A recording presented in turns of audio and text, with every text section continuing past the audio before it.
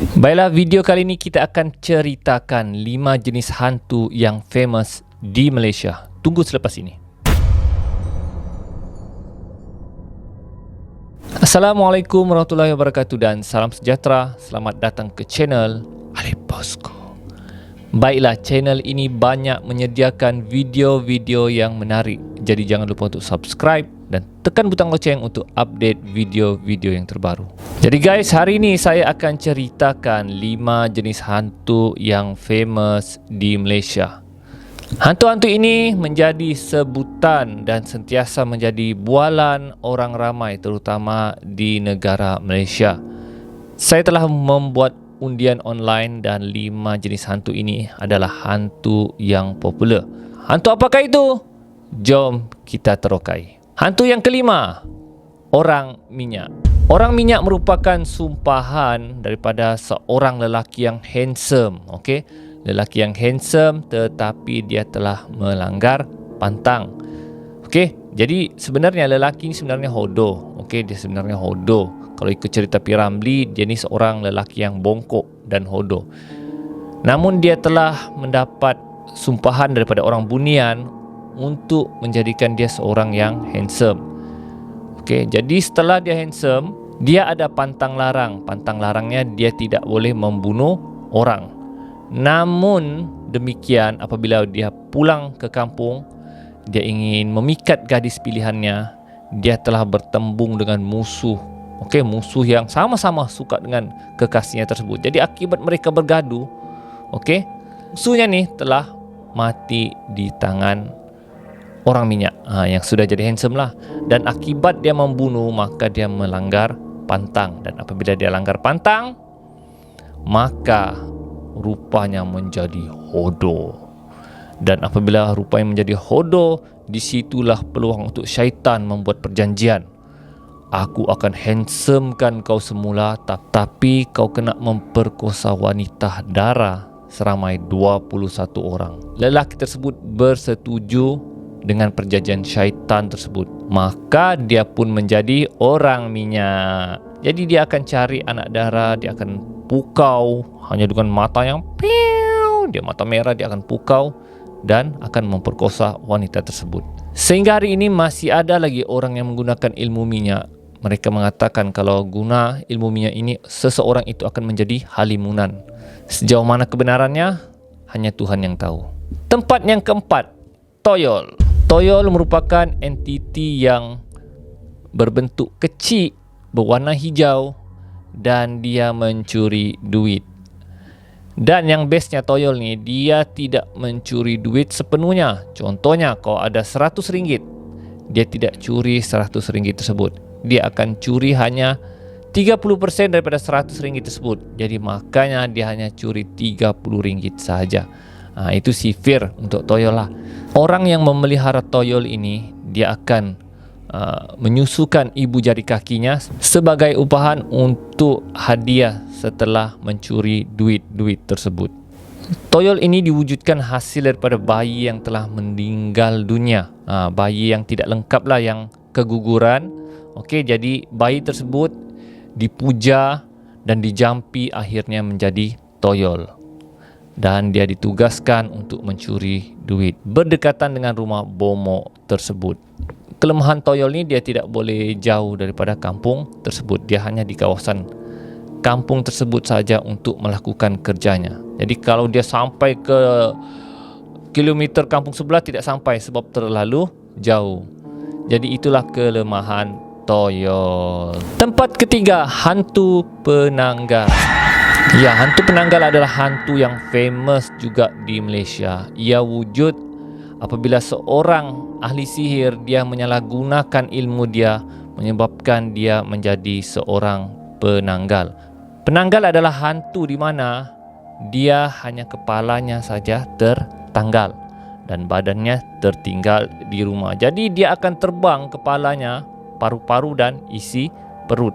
Dia akan berkeliaran untuk mencari mangsa, terutama perempuan.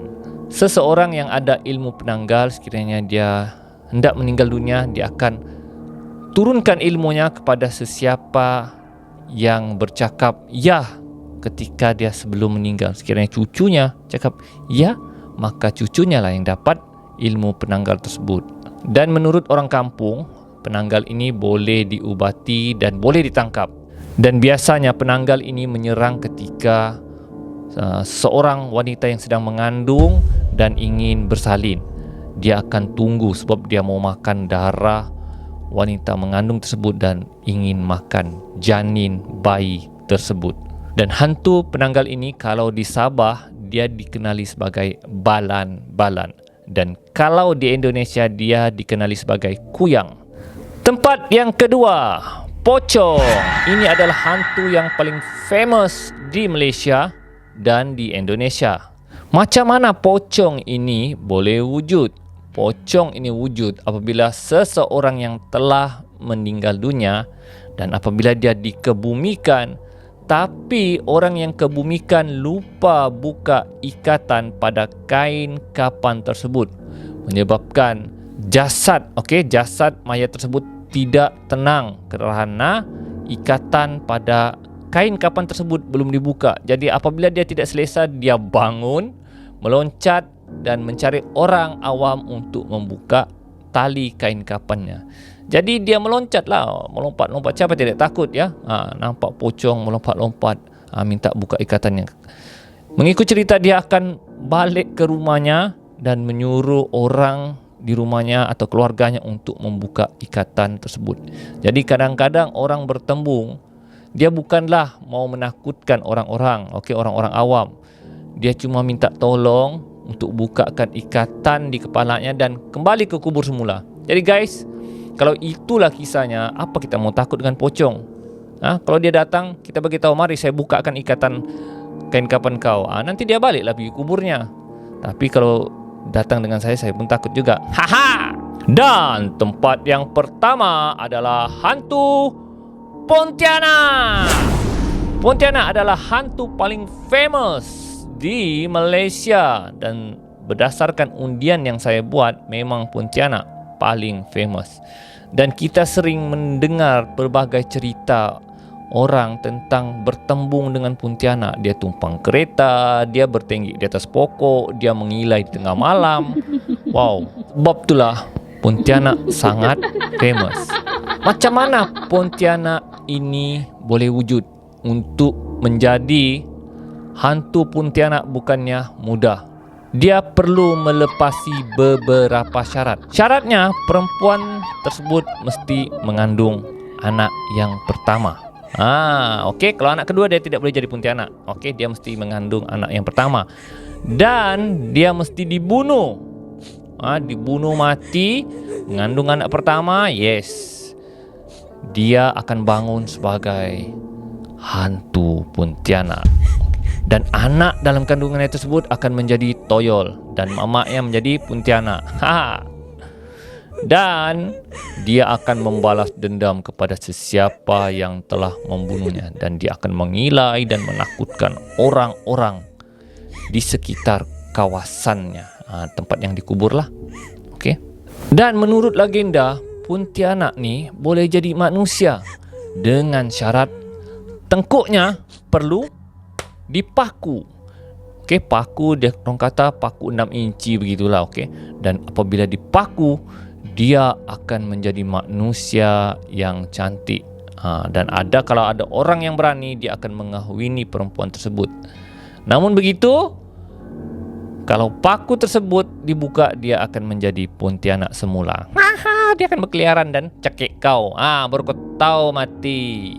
Jadi itulah guys, 5 jenis hantu yang famous di Malaysia.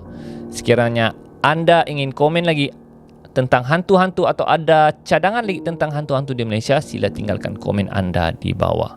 Jadi guys, kita akan berjumpa lagi di video akan datang. Sekiranya anda berminat lagi dengan video-video seram saya, sila klik di sini. Sekiranya anda ingin update video-video yang terbaru, sila subscribe channel saya di sini. Jadi kita jumpa lagi di video akan datang. Ali Bosku, Assalamualaikum.